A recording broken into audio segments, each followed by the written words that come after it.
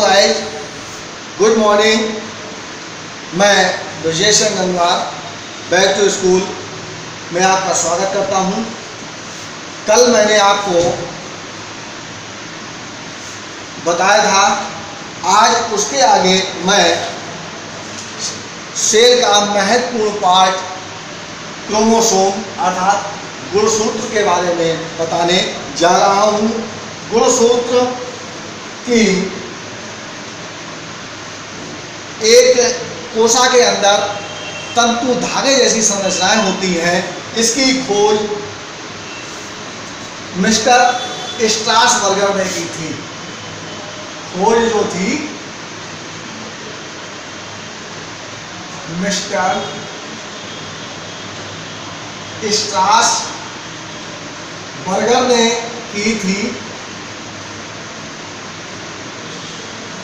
Strasburger ने की थी 1875 में 1875 में।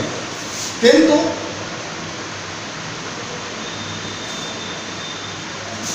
जो नामकरण किया था वो थे मिस्टर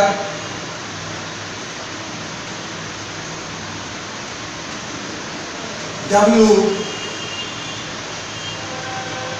वाल्डेमेयर। इन्होंने इसका नाम गुणसूत्र अर्थात क्रोमोसोम रखा। अब अगर मैं क्रोमोसोम की संरचना के बारे में चर्चा करूं तो एक ये इस टाइप की संरचना होती है जिसमें ये धागे जैसी संरचनाएं आपको देख रहे हैं, इनको हम पेलिकल कहते हैं। और इसमें जो द्रव भरा होता है उसको हम मैट्रिक्स कहते हैं। और देखें उसमें धागे जैसी डबल संरचनाएं हैं, उनको क्रोमोनोटा कहते हैं। उसके नीचे अगर आएंगे तो एक छोटा सा सेंट्रोमियर होता है, और सेंट्रोमियर जहाँ पर पाया जाता है उसको हम प्राथमिक संकीर्णन कहते हैं।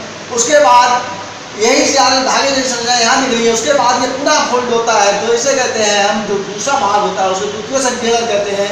और सबसे नीचे का भाग जो होता है इसका हमारा सैटेलाइट होता है। इस तरह से ये इसकी संरचना है।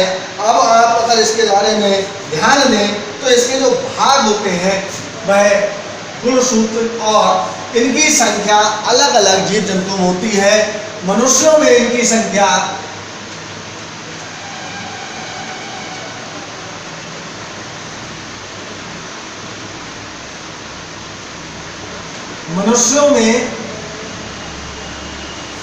इनकी संख्या 46 होती है।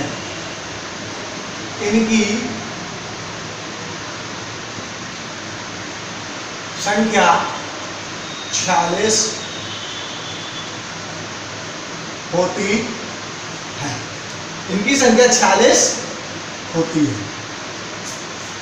मनुष्यों में इनकी संख्या 46 होती है। और इसके अगर हम देखें आंतरिक संरचना में जो भाग होते हैं, आंतरिक संरचना में अगर हम ध्यान दें तो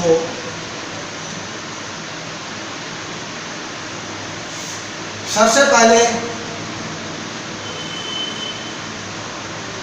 निम्न भाग पाए जाते हैं।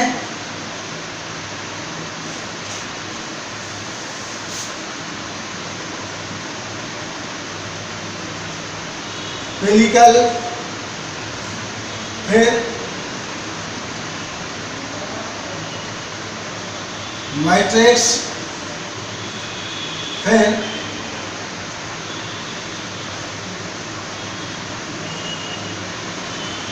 क्रोमोनिमेटा।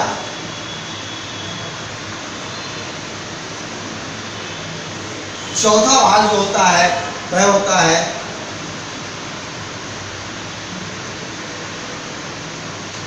सेंट्रोमियर, फिर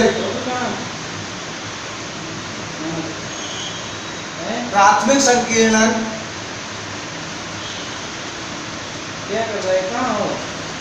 और 6 है फिर द्वितीयक संकीर्णन और लास्ट में होता है सैटेलाइट। अब मैं इनके बारे में आपको बताऊं, ध्यान से आप दीजिए। जो हमारा पेलिकल होता है ये चारों ओर क्रोमेटिन पदार्थ से बना होता है।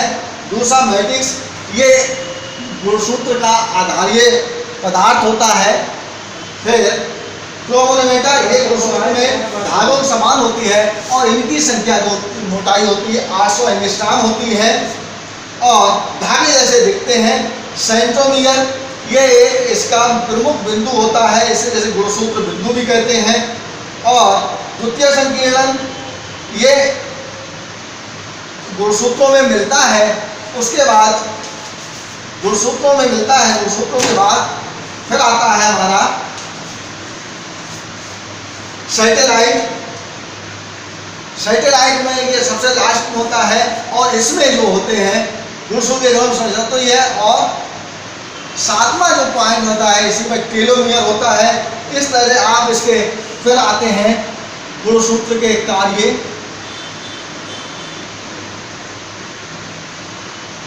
तो इसके कार्य क्या क्या है वो ध्यान दें। गुणसूत्र के जो कार्य होते हैं वह प्रमुख कार्य होते हैं। सबसे पहले तो ये जीन पर उपस्थित होते हैं और एक पीढ़ी से दूसरी पीढ़ी को लक्षणों को हस्तांतरित करते हैं, कोशिका के विभाजन में भाग लेते हैं। तो सबसे पहला कार्य आता है आनुवंशिक लक्षणों के वाहक। आनुवंशिक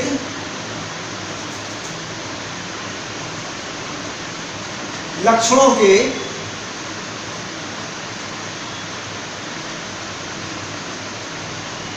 वाहक होते हैं, अर्थात एक पीढ़ी के लक्षण दूसरी पीढ़ी को, दूसरी पीढ़ी के लक्षण तीसरी पीढ़ी को, इस तरह से ये हस्तांतरित करते रहते हैं और पीढ़ी दर पीढ़ी अपनी। फिर दूसरा होता है उपापचयी क्रियाओं का नियंत्रण। उपापचयी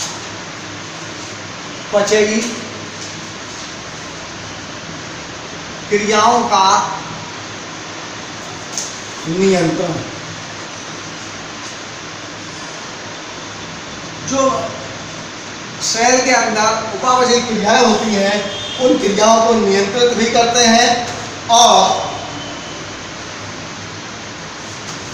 उनको नियमन भी करते हैं। इस तरह से गुणसूत्रों की संरचना और संख्या में परिवर्तन होते रहते हैं। उसके बाद इसका जो पूर्वांग भाग होता है डीएनए और आरएनए, तो डीएनए और आरएनए में अंतर आता है। तो डीएनए और आरएनए में अंतर क्या है वो मैं आपको बता रहा हूँ, ध्यान से सुनिए। सबसे पहला, डीएनए में 2 अणुसूत्र होते हैं और उसमें केवल एक अणुसूत्र होता है और डीएनए में डीऑक्सीराइबोस शर्करा होती है और उसमें केवल राइबोस शर्करा होती है। और डीएनए में केंद्रक पाया जाता है, आरएनए में केंद्रक भी पाया जाता है और उसके साथ उसमें कोशिका घटक में पाए जाते हैं। डीएनए जो होता है आनुवंशिक पदार्थ है और कोशिकाओं की समस्त क्रियाओं को नियंत्रित करता है। और ये कहेंगे आरएनए एक सूचना वाहक के रूप में कार्य करता है। डीएनए में डीएनए का निर्माण हो जाता है जबकि आरएनए डीएनए से ही निर्माण होता है। आज के लिए मेरा ये गुणसूत्र का है। अगर आपको पसंद आए तो आप इसको लाइक और शेयर करें प्लीज़।